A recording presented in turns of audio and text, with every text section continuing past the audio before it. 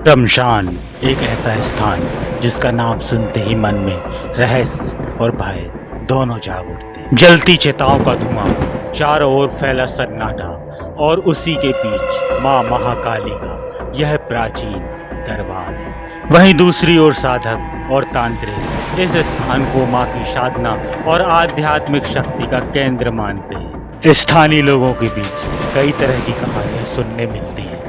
कुछ लोग कहते हैं कि रात के समय यहाँ अजीब सी आहटें महसूस होती हैं। कुछ इसे भूत प्रेत और अदृश्य शक्तियों से जोड़ते हैं। वहीं दूसरी ओर साधक और तांत्रिक इस स्थान को मां की साधना और आध्यात्मिक शक्ति का केंद्र मानते हैं। आखिर इन कहानियों के पीछे क्या सच्चाई है? क्या यह केवल लोगों की मान्यताएं हैं या इस शमशान में कोई ऐसा रहस्य छिपा है जो आज भी अनसुलझा है? मेरे साथ मेरे मित्र हैं जो वाम मार्ग की साधना के बारे में काफी कुछ जानते हैं।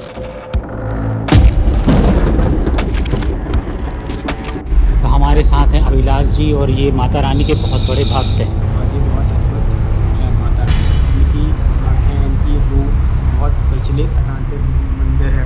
यहाँ साधक वगैरह और जो अच्छी श्रद्धा से यहाँ आते हैं वो उनकी मनोकामना पूरी होती है। अभिलाष मुझे यहाँ माता रानी की आंखों के बारे में बता रहे थे, जो देखने में अन्य प्रतिमाओं से बिल्कुल ही अलग है।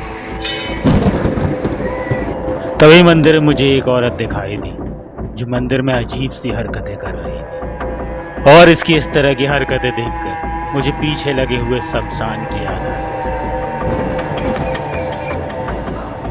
आए हुए हैं तांत्रिक महाकाली जी के मंदिर में और आप देख सकते हैं कि यहाँ पे पूरे में ये शमशान घाट का सामान रखा हुआ है, लकड़ी रखी हुई है और यहाँ से शमशान घाट चालू हो जाता है।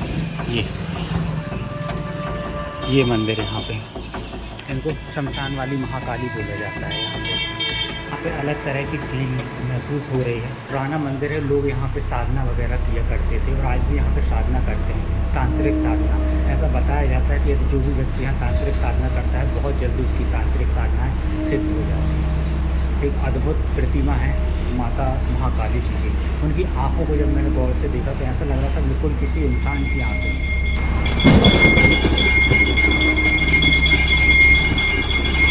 अब घंटियों की आवाजें तेज हो चुकी और मुझे इंतजार था यहाँ के साधक से मिलने का। रात को बहुत ज़्यादा भीड़ हो जाती है और आरती के बाद फिर यहाँ पे माता रानी का शयन होता है। बहुत अच्छी और दिव्य आरती यहाँ पे होती है माता रानी। वो देखो क्या है, पेड़ नीचे से निकला है और ऊपर तक गया है और फिर ऊपर जाके पैक हो गया है ना। तो यहाँ भैरव बाबा है। सनातन परंपरा में भैरव बाबा को मां काली के रक्षक और उनके गढ़ों के अधिपति के रूप में माना जाता है। कहा जाता है कि जहां महाकाली का वास होता है वहां भैरव बाबा की उपस्थिति विशेष महत्व रखती है। आखिरकार मेरे इंतजार की घड़ियां खत्म, जो बरसों से शमशान काली मंदिर की सेवा करते आए, और इन्होंने वो देखा है जो आम आदमी नहीं देख सकता। महाकाली तांत्रिक मंदिर की अद्भुत और सबसे निराली प्रतिमा है। एक दौर था, एक समय था, बगल में शमशान बगल में बसा हुआ है। यहाँ से उसके आगे एक मोहल्ला कहलाता है साहू मोहल्ला। तो कई महिलाएं रात्रिकालीन को जाने से डरती थी, भयभीत होती थी। यहाँ ऐसे ऐसे नज़ारे हम लोगों ने देखे हैं कि जैसे शमशान की आग बिल्कुल ऐसी जल रही, लाल लपटें बिल्कुल, वो डरावना पल, और इस बीच में महिलाओं को कैसे उस पार जाना है, लोग रह रहे कैसे जाना है, इनके भरोसे जाती है। और मैया की कृपा ऐसी है कि मैया का रात में ठहरा रहता है।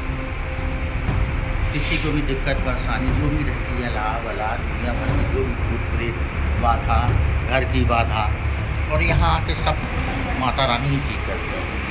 जब यहाँ कुछ नहीं था, खाली वीराना पड़ा था, भैरवनाथ जी, मैया जी, और ये खाली बरसात हो रही है, छम छम बादल गरज रहे हैं, और ऐसे ऐसे डरावना।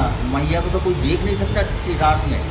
ठीक। हमारा जो रात में हमारा पूजा करने का समय था, तो हम रात में आए तो भयभीत तो हुए, क्योंकि मैया वो डरने लगा, लेकिन मैया के दर्शन जरूर हुए।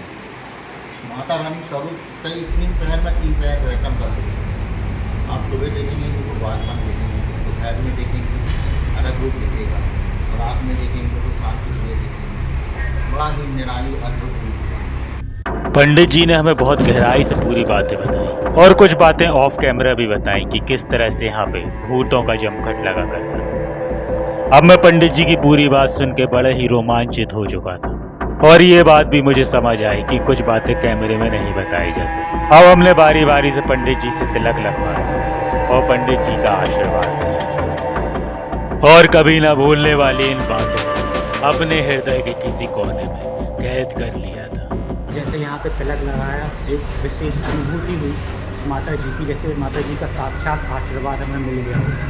बहुत अच्छा लगा, थोड़ी देर के लिए दिमाग एकदम शांत हो चुका था, लेकिन इतनी अच्छी अनुभूति यहाँ पे हुई। मुझे बाकी मंदिरों में मैं गया, उनके मुकाबले यहाँ जो अनुभूति है वो काफ़ी बड़ी हुई।